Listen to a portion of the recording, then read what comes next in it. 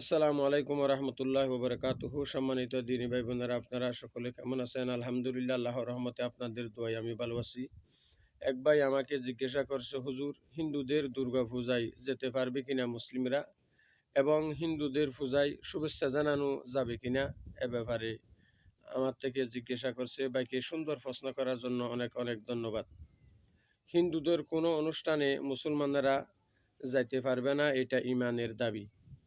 হিন্দুদের অনুষ্ঠানে দুর্গাপূজায় অনেক রাজনীতিক ভাই এবং ব্যবসায়ী এবং বড় লোক সেখানে যায়, তাদের পূজার জন্য গড় দেয়। এটা জায়েজ নেই।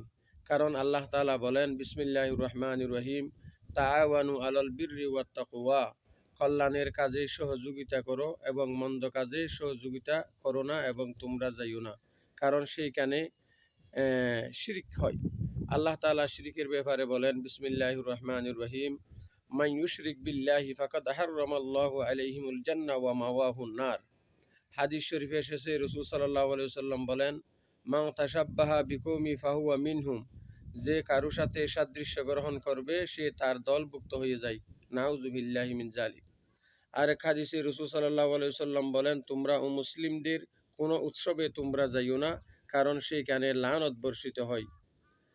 সেজন্য আমরা এই ইহুদিদের এবং হিন্দুদের কোনো অনুষ্ঠানে আমরা যাব না। মুশরিক লোকেরা নাফাক, ইন্নামাল মুশরিকুনা নাজাসুন, আল্লাহ তাআলা বলেন। আমরা সেখানে শুভেচ্ছা দেওয়ার জন্য যাব না। তাদের ধর্ম তারা পালন করবে, কোনো বাধা দেওয়া যাবে না। আল্লাহ আমাদের সকল মুসলমানদেরকে বুঝার তৌফিক দান করুক। আমিন সুম্মা আমিন।